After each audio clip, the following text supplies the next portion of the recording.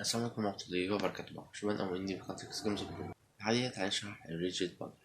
قبل ما نشرح الريجيد بودي لازم تكون حاطط كومبوننت الريجيد بودي على الجسم. تدوس اد كومبوننت وتحط الريجيد بودي. نيجي على الكريب عشان نعرف الريجيد بودي أو نستعمل الخصائص بتوعه. نكتب هنا الريجيد بودي ونخليه RB مثلا. نيجي على ستارت نكتب RB يساوي get component rigid body ونيجي لأول نعمل معانا rigid body add force. add force دوت كأنه إعطاء دفعة، بدي دفعة. مثلا new vector 3 نيجي نعمل هنا float اسمها force مثلا نسويها ب20. نيجي هنا نستعمل الفورس ونخلي باقي الحاجات دي. نشوف اديها دفعة فوق مع الجاذبية وطلعت، أو خليناها هنا مثلا.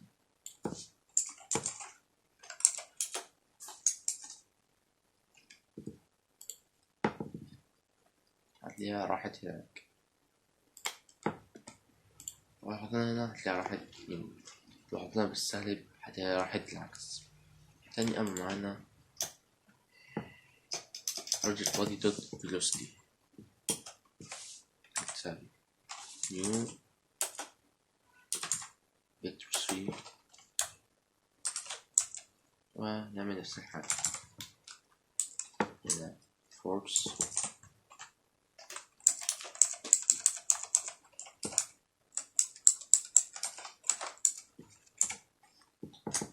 نجرب. هتلاقوه راح. هنيجي هنا مثلا في البرودكت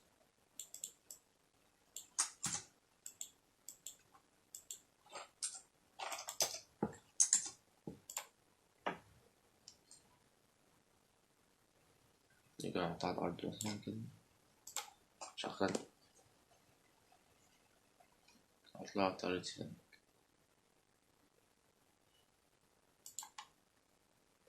واحنا كمان نقدر نعمل حركة لاعب باستخدام الاد فورس والفيلوسيتي. نجرب كده، نعمل هنا اتش فلوت اتش، نعمل هنا فلوت في،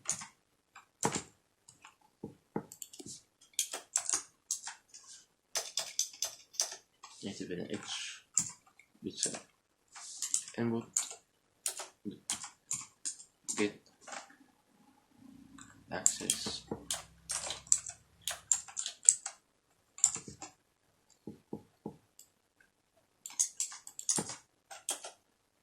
دي هتبقى الفيديو. نيجي على يونتي نيجي هنا نعمل الاتش في الفورس في تايم بالداتا تايم.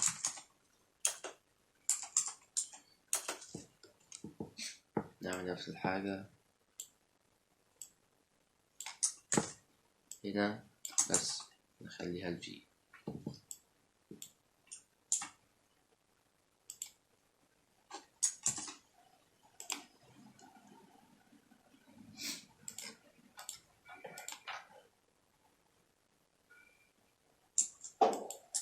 نجرب نتحرك علينا، بيتحرك بس بيتحرك بطء جدا.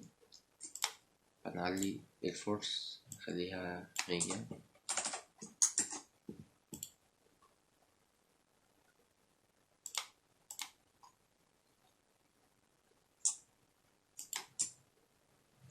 هنا برضه بيتحرك بس بطيئة شوية.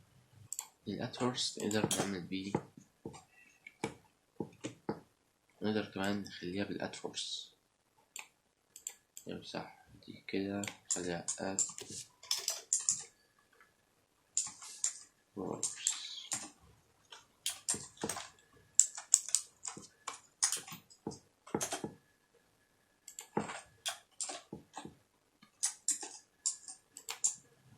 أو ندوس هتلاقيه بيتحرك، بينما بيتحرك بس ببطء جدا.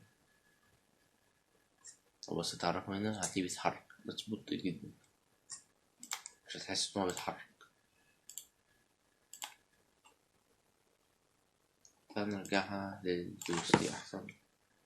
الأتورس نقدر نعمل بيها اللي هو قوة الجامب. مثلا نعمل هنا if input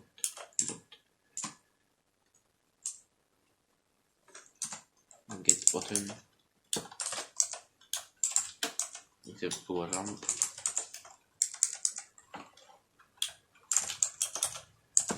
نعمل هنا rb force at force نعمل new vector 3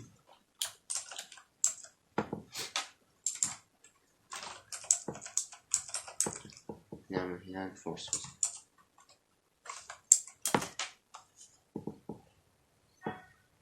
أو نعمل لها قيمة تانية لود شام باور بس تابع أو 100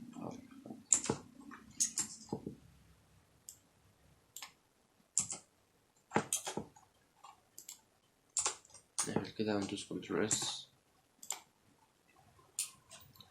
هتلاقيه بينط عادي.